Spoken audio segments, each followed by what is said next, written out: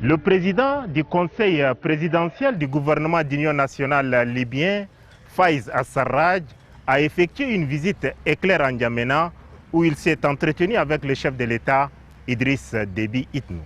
Les entrevues entre le président de la République Idriss Déby Itno et le président du conseil présidentiel du gouvernement libyen d'union nationale, Faiz al-Sarraj, sont quasi permanentes à l'étranger en marge des rencontres internationales.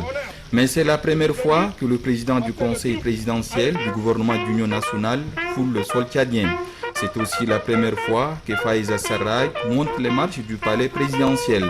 À son arrivée, l'attendait le chef de l'État Idriss Déby Itno. Après les accolades et quelques mots de bienvenue, Faiz al-Sarraj et le président de la République Idriss Déby Itno n'ont perdu la moindre seconde. Très vite, et en compagnie de leurs délégations respectives, ils sont passés à l'essentiel. Les discussions ont porté sur des questions bilatérales, n'occultant pas cependant la situation politique et sécuritaire en Libye et ses conséquences sur le Sahel en général et les pays voisins de la Libye en particulier. Le manque de progrès sur le terrain est déploré par le chef de l'État Idriss Déby Itno et le président du conseil présidentiel libyen, Faiz al-Sarraj.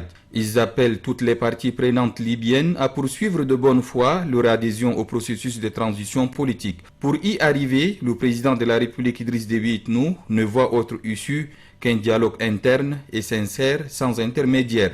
Il conseille les belligérants à se ressaisir en enterrant la hache de guerre pour se réconcilier définitivement. Les discussions se sont ensuite prolongées en tête-à-tête, séance au cours de laquelle le président de la République Idriss Déby Itno et Faiz al-Sarraj ont échangé sur la coordination des efforts en matière de sécurisation des frontières et de lutte contre le terrorisme. La visite de travail du président du conseil présidentiel du gouvernement libyen d'union nationale Faiz al-Sarraj a été sanctionnée par un communiqué final lu par le chef de la diplomatie tchadienne, Chérif Mohamed Zine.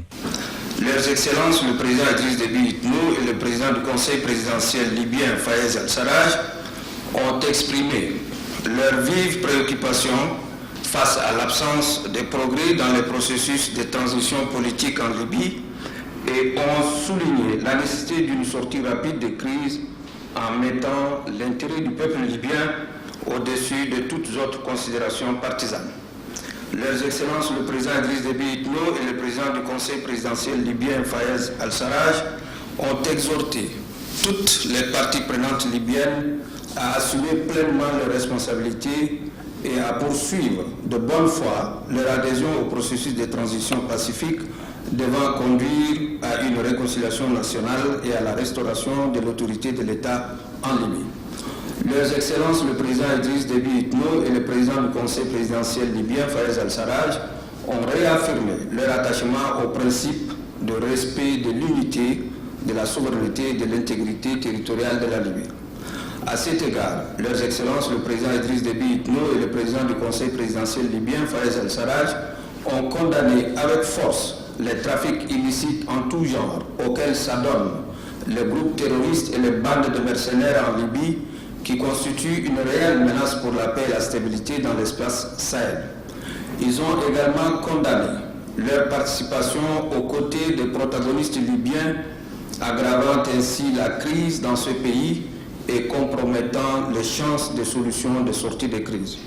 Leurs Excellences, le président Idriss Déby Itno et le président du conseil présidentiel libyen Faiz al-Sarraj ont également convenu de mettre en commun tous les moyens appropriés pour contrer les menaces de groupes terroristes et de bandes de mercenaires et autres trafiquants de tout genre écumant le sud de la Libye par le renforcement de la coopération transfrontalière. Leurs Excellences, le président Idriss Déby Itno et le président du conseil présidentiel libyen Faiz al-Sarraj se sont félicités des réunions tenues le 3 avril et 31 mai 2018, respectivement à Niamey et à N'Djamena, entre les ministres en charge des Affaires étrangères, de la Défense, de la Sécurité et les responsables des services de renseignement de la Libye, du Niger, du Soudan et du Tchad, ayant permis de signer un accord sur la sécurisation des frontières communes. Leurs Excellences, le président Idriss Déby Itno et le président du conseil présidentiel libyen Faiz al-Sarraj ont instruit leurs ministres en charge des affaires étrangères, de la défense, de la sécurité et les responsables des services de renseignement à tenir la réunion quadripartite prévu en août prochain à Khartoum en l'élargissant au ministre en charge de la justice pour mettre en place un cadre de coopération judiciaire pour poursuivre les bandes de criminels et de mercenaires. Face à la menace terroriste grandissante et les multiples défis que posent les trafics illicites transfrontaliers, Leurs Excellences le président Idriss Déby Itno et le président du Conseil présidentiel libyen Fayez al-Sarraj ont souligné la nécessité de relancer les activités de la communauté sahélienne SINSAB et ont convenu de convoquer dans les meilleurs délais la tenue d'un sommet extraordinaire de cette communauté en N'Djamena au Tchad. Fayez al-Sarraj a recueilli auprès du chef de l'État Idriss Déby Itno des conseils avisés pour la poursuite du processus qui devra conduire aux élections législatives et présidentielles prévues en décembre prochain. Aussitôt l'entrevue terminée, il a repris son avion pour rejoindre son pays. Juste après la délégation libyenne, le président de la République Idriss Déby Itno a accordé une audience à une délégation de l'Union africaine pour la paix et la réconciliation en République centrafricaine. Elle est conduite par l'ambassadeur Moussa Niébi. La République centrafricaine, ces pays voisins du Tchad, vit une situation de ni paix ni guerre depuis plusieurs années. Des bandes armées ôtent le sommet à sa population. C'est pour amener la paix à Bangui et les autres villes centrafricaines que l'Union africaine a mis sur pied le panel appelé Initiative africaine pour la paix et la réconciliation en RCA. Ce panel dirigé par le Burkinabé Bédia Lezoun Moussa Niébi a été dépêché par l'Union africaine en N'Djamena pour recueillir les avis et conseils avisés du président de la République Idriss Déby Itno, lui qui a toujours œuvré pour la paix dans ces pays qui partagent non seulement la frontière avec le Tchad, mais aussi l'histoire, la culture et un destin commun. Une situation d'insécurité en République centrafricaine aura aussi des répercussions sur ses voisins. Et le Tchad, qui accueille des milliers de réfugiés venant de ces pays, mesure mieux la situation et appuiera toute initiative qui concourt au retour de la paix en RCA. C'est pourquoi l'organisation prochaine du dialogue intercentrafricain doit déboucher sur une paix réelle et définitive, et le président Idriss Déby Itno apportera son soutien et son expérience afin que le frère centrafricain filme le calumet de la paix. L'audience a duré une bonne heure et au cours de laquelle tous les aspects liés à la situation sécuritaire en République centrafricaine ont été passés au crible. Entouré de quelques-uns de ses proches collaborateurs, mais aussi du ministre des Affaires étrangères, de l'intégration africaine, de la coopération internationale et de la diaspora, et celui de l'administration du territoire, de la sécurité publique et de la gouvernance locale, le président de la République a exprimé aux membres du panel de l'Union africaine son désir de voir la RCA retrouver vite le calme et la quiétude. La guerre a fait trop de mal à ces pays et nous avons le devoir de l'aider pour que l'harmonie revienne entre les populations centrafricaines, leur dira-t-il.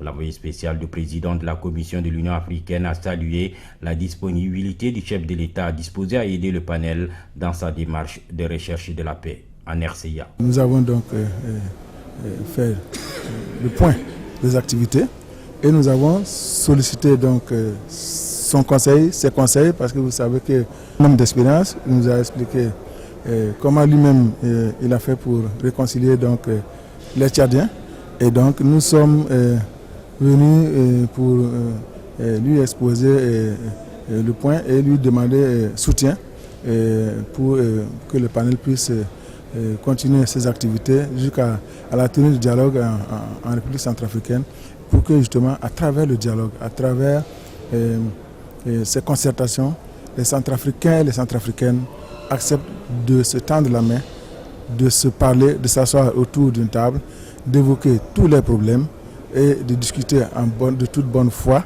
et en toute sincérité, pour qu'ensemble ils puissent trouver la solution aux problèmes qui minent le pays, pour que la paix revienne et que justement ils puissent vivre sur leur territoire en tant que Centrafricains, avoir donc la liberté de mouvement, avoir la sécurité et avoir le plaisir et la joie de vivre ensemble. Et cela est un impératif. Visiblement satisfait, l'émissaire de l'Union africaine est sorti de cette audience avec l'assurance de compter sur le poids du Tchad et de son président pour régler ces conflits interminables en République centrafricaine. La première réunion mensuelle consacrée au secteur de la santé sous la 4e République est présidée ce mardi 24 juillet par le président de la République. C'est ici, au palais présidentiel. Cela fait plusieurs mois qu'elle ne s'est pas tenue. Elle est enfin de retour. La réunion mensuelle sur la santé, ce cadre où se discutent les grandes questions liées à la santé de la population tchadienne, a eu pour principal ordre du jour la situation épidémiologique du moment. La rougeole, le plan de riposte contre le choléra, la morsure des scorpions dans le nord du pays sont au rang des préoccupations du moment, derrière le paludisme pour lequel le chef de l'État Idriss Déby Itno a voulu s'assurer que toutes les dispositions sont prises pour protéger la population. Pour ce qui est de la vaccination, thème central de la réunion, il ressort des échanges quand l'État, la couverture vaccinale n'est pas satisfaisante. Il y a donc lieu d'intensifier les efforts, soutient Dr Khalilou Souley, représentant intérimaire de l'OMS au Tchad. Une situation aussi a été présentée au chef de l'État, surtout pour montrer les principales insuffisances qui font que actuellement les couvertures vaccinales ne sont pas au niveau où on le souhaite pour pouvoir protéger les enfants, pour pouvoir protéger les femmes contre les principales maladies. Le chef de l'État était déjà très informé et à ce niveau, il a eu à nous prodiguer beaucoup de conseils. Il nous a donné sa vision de la situation et je peux vous assurer qu'il a une parfaite connaissance de toute la situation de la vaccination sur le terrain. Pour améliorer la couverture vaccinale, ordre a été donné au ministre des Finances pour garantir les 3 milliards de francs CFA destinés à l'achat des vaccins. À travers cette mise à disposition, le chef de l'État souhaite que le taux de couverture soit poussé à un taux de 80% dans un bref délai. Les autres instructions du président de la République ont aussi concerné le fonctionnement du système de santé. Le ministre Aziz Mamad Saleh compte s'y atteler sans perdre du temps. C'est la première réunion dans le cadre de la 4e République sur la question de la santé. Et le président attendait qu'il y ait un changement de paradigme sur les visions, les stratégies en matière de santé publique pour que tous les moyens qui soient mis en place, on puisse quand même voir un certain nombre de résultats sur le terrain. Au niveau également des ressources humaines, le président a beaucoup insisté sur les ressources humaines. Il nous a accordé un recrutement de 2188 personnes sur 3 ans que les partenaires vont aussi accompagner. Mais il a demandé qu'au-delà des gens qu'on envoie, il faut d'abord que les gens soient sur le terrain. Tout le monde est concentré en N'Djamena, c'est inadmissible. La santé, c'est la proximité. Et donc, il souhaite qu'on développe une stratégie de santé communautaire. Je crois que ce sont des engagements forts. L'engagement du chef de l'État Idriss Déby Itno en faveur de la santé de ses concitoyens, réaffirmé par la présente réunion, est aussi perçu comme un encouragement par les partenaires dans le combat qu'ils mènent aux côtés du ministère de la Santé publique. Le président de la République, Idriss Déby Itno, président du Conseil supérieur de la magistrature, a présidé cette semaine la première réunion de la dite institution. Suivez le compte rendu avec le secrétaire permanent du Conseil supérieur de la magistrature, Moustapha Maïdoudou. Compte rendu de la réunion du Conseil supérieur de la magistrature. Le Conseil supérieur de la magistrature s'est réuni ce jour, 18 juillet 2018, sous la présidence de son Excellence, Monsieur le Président de la République, chef de l'État, président du Conseil supérieur de la magistrature. Un seul point était inscrit à son ordre du jour, à savoir présentation des membres du Conseil supérieur de la magistrature. Le président de la République a d'abord félicité les nouveaux membres du Conseil, puis a saisi cette occasion pour attirer leur attention sur la mission du Conseil qui est noble, délicate et dont l'accomplissement est difficile face à des situations complexes que connaît notre appareil judiciaire. Le Conseil supérieur de la magistrature doit œuvrer pour une justice de qualité, de paix sociale, équitable et républicaine. Car ces derniers temps, il y a une crise de confiance entre la justice et les justiciables. Pour le président de la République, la justice doit, avec la 4e République, jouer le rôle de ciment social et pour ce faire, les magistrats doivent changer de comportement. Les brebis galeuses n'ont pas leur place et le Conseil supérieur de la magistrature doit agir avec beaucoup de rigueur et de transparence. Le Conseil de discipline doit donc œuvrer afin de parvenir à la tolérance zéro et par conséquent rétablir la confiance entre la justice et les justiciables. Par ailleurs, en réponse à quelques difficultés relatives à la maison d'arrêt de N'Djamena et au corps de gardiens des prisons, relevées par le ministre de la Justice, garde des Sceaux chargé des droits humains, son Excellence a souligné que tout sera mis en œuvre pour trouver rapidement des solutions adéquates à ces problèmes. Commencé à 10h25, la réunion a pris fin à 11h05. 24 heures après avoir présidé le Conseil supérieur de la magistrature, le chef de l'État Idriss Déby Itno est allé visiter le chantier de construction de la maison d'arrêt de N'Djamena à Klessoum.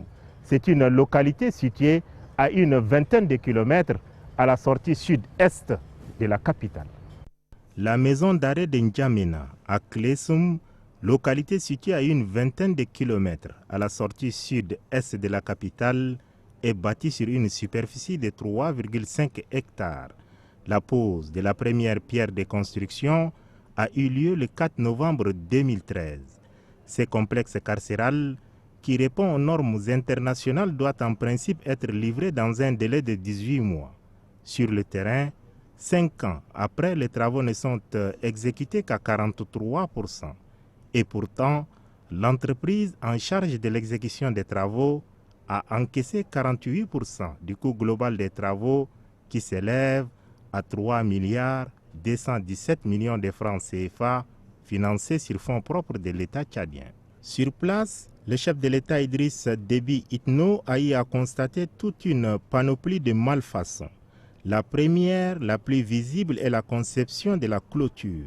La fondation du mur, haut de 4 mètres, est faite à fleur le sol, une partie en béton armé et le restant en briques. Pourquoi avez-vous fait cela? Interroge le président de la République Idriss Déby Itno.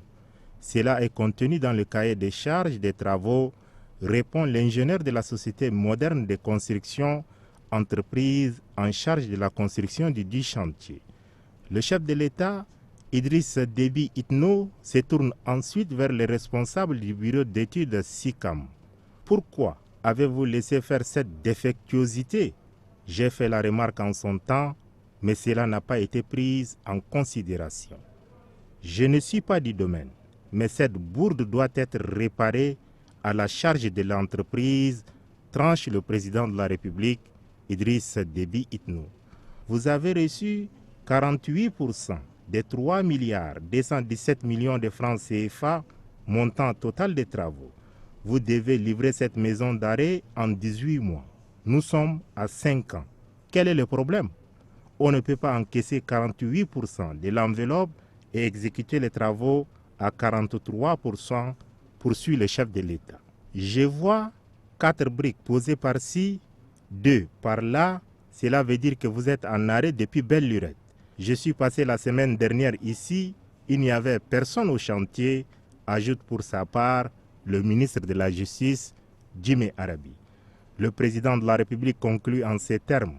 Toutes les malfaçons constatées doivent être reprises et chaque partie doit assumer sa responsabilité.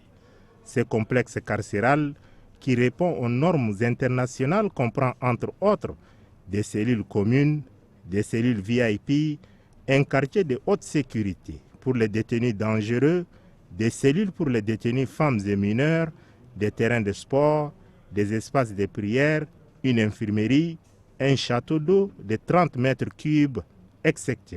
Le président de la République, Idriss Déby Itno, avait à ses côtés pour cette visite le ministre de la Justice, garde des Sceaux, chargé des droits humains, Jimé Arabi, le ministre des Infrastructures, des Transports et du Désenclavement, Abdraman Mokhtar Mohamad, et quelques-uns de ses proches collaborateurs. Leader en matière de commercialisation des produits pétroliers et services associés, Total ne cesse de renforcer sa présence au Tchad. Ses investissements prospèrent, facilitant ainsi son ancrage au plan national. Et les responsables du groupe en sont reconnaissants envers les autorités tchadiennes. Une reconnaissance exprimée par le président de la branche Afrique centrale et Afrique de l'Est du géant français Total, au chef de l'État Idriss Déby Itno, qui l'a reçu pendant plus d'une demi-heure. Nous avons vraiment apprécié cette audience et la qualité de nos échanges. Nous étions venus pour partager avec lui tout le travail qui avait été fait par Total Marketing Tchad depuis quelques années pour développer son activité, moderniser son réseau et apporter des produits de qualité à l'ensemble de la population, dans les stations-service bien évidemment, mais également le gaz, l'aviation, l'activité auprès des entreprises industrielles. Donc nous avons une palette d'activités et de produits et nous étions venus partager avec le président de la République notre satisfaction d'opérer au Tchad et d'y avoir des activités qui se développent et qui se développent de façon tout à fait remarquable. En plus de la qualité et la diversification de l'offre, l'audience a aussi permis d'aborder des questions relatives à la fixation des prix et à la construction des dépôts pétroliers. Les échanges avec le chef de l'État rassurent le groupe quant à la poursuite de sa stratégie de développement. Nous avons profité de l'occasion bien évidemment pour partager avec le président quelques préoccupations de la profession et pas seulement de Total Marketing Tchad. Nous avons eu la confirmation du président qui souhaitait que l'ensemble des marketeurs soient associés à la construction de ce dépôt. Et nous avons également traité quelques sujets plus mineurs pour lesquels le président nous a rassurés sur la façon dont ces sujets allaient être traités dans le futur. Que tout ce que nous lui avons dit, il le maîtrisait déjà parfaitement bien. Implanté au Tchad depuis de longues années, le groupe Total se réjouit de la confiance que lui renouvellent les autorités tchadiennes. Il est appelé par le chef de l'État Idriss Déby Itno à participer de par sa forte présence au développement économique du Tchad.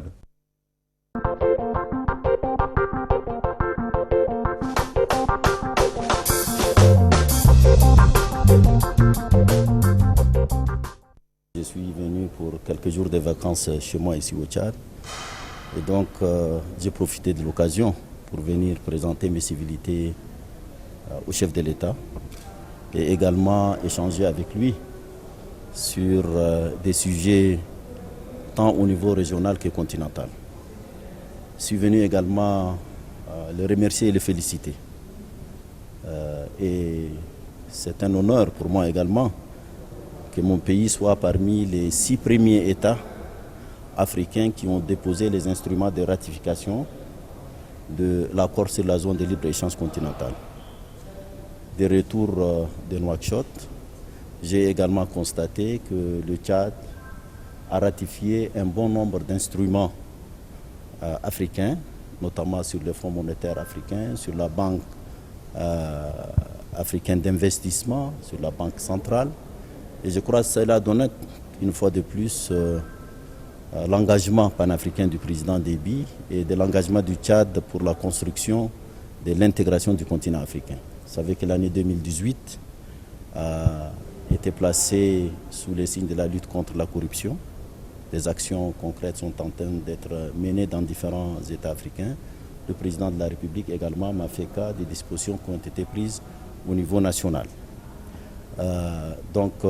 Voilà un peu l'objet de nos échanges ce matin et j'en sors totalement satisfait. La presse tchadienne, dans ses colonnes, dit que le torchon brûle entre vous et son Excellence, Monsieur le Président de la République. Aujourd'hui, vous êtes reçu en grandeur nature par son Excellence.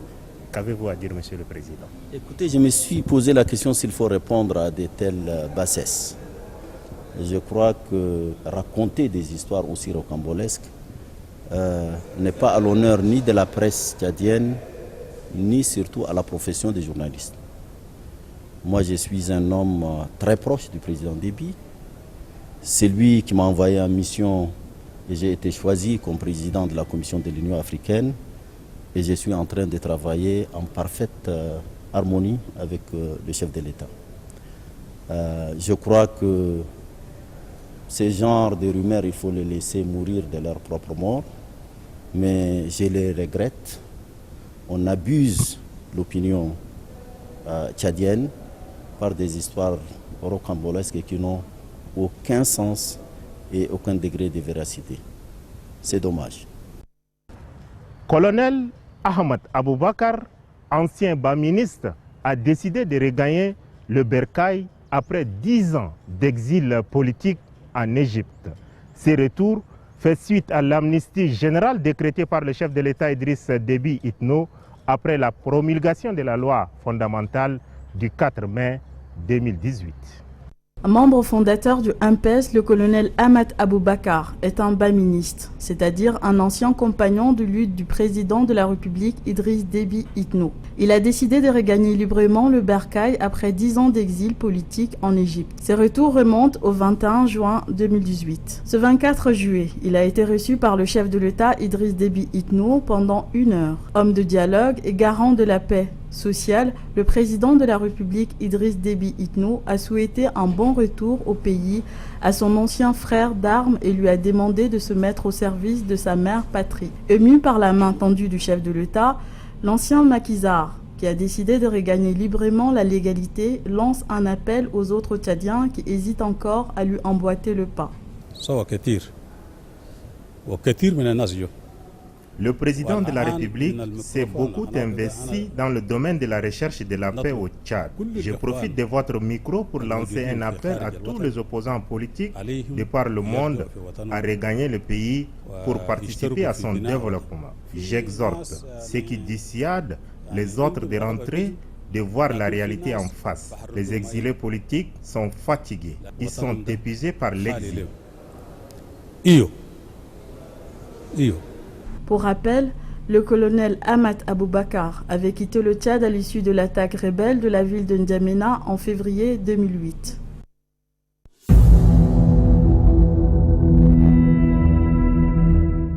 Faisons un feedback. Le 23 mai dernier, la première dame du Tchad, Hinda Déby Itno, marraine du Conseil national des femmes CONAF, a présidé une cérémonie de reconnaissance au président de la République Idriss Déby Itno. C'est suite à la signature de l'ordonnance instituant la parité dans les fonctions nominatives et électives au Tchad. La République a posé un acte de portée historique qui honore non seulement la femme tchadienne, mais lui confère désormais toute sa place dans l'administration et le landerneau politique.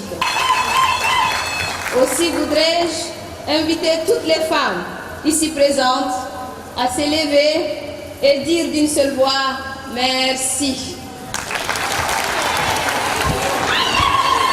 Merci. Merci mes chères sœurs. Distingués invités, qu'il me soit permis d'exprimer au nom de toutes les femmes tchadiennes ma totale reconnaissance à son Excellence Monsieur le Président Idriss Déby Itno, Président de la République, pour la signature de l'ordonnance instituant la parité dans la fonction nominative et élective. Les femmes tchadiennes prennent toute la mesure de cet acte fort qui est la traduction concrète des résolutions du récent Forum national inclusif sur les réformes institutionnelles. La signature de cette ordonnance présidentielle prouve de manière éloquente que la femme tchadienne est l'épicentre de la 4e République. Oui, nous sommes au cœur de la nouvelle République. Nous n'avons pas plus besoin d'épiloguer autour de la question du genre dans notre pays. La preuve, la dernière en date est bien entendu cette ordonnance sur la parité qui intervient moins d'1 mois après la formation du tout premier gouvernement de la 4e République. C'est pourquoi, chères sœurs, nous devons nous sentir dignes et fiers d'appartenir à ce pays qui fait figure de pionnier en matière de droits de la femme. Notre pays a montré à la face du monde que la bataille pour la modernité et l'émergence ne peut être gagnée sans la participation effective et active des femmes. Bien évidemment, il est indéniable que la femme, de par son énergie créatrice, son extraordinaire potentiel productif et son dynamisme, à toute épreuve est la base de tout développement. Chères sœurs, l'ordonnance qui nous accorde un quota d'au moins 30% dans toutes les fonctions nominatives et électives, tout comme les réalisations antérieures en faveur des femmes, nous place devant notre responsabilité. Aujourd'hui, je parlerai même d'une responsabilité historique. Si notre génération ne relève pas le défi, en montrant toute sa force, tout son génie et tout son savoir-faire, nos filles et nos arrière-filles seront sans doute condamnées. Il nous revient de nous battre corps et âme pour arracher demain la parité intégrale, qui est notre objectif ultime. Mais cette parité doit être méritée et non considérée comme une simple faveur faite à la femme. Votre satisfaction nous honore et constitue pour l'équipe technique et rédactionnelle du magazine Le Perron un réconfort moral. Au revoir et à très vite.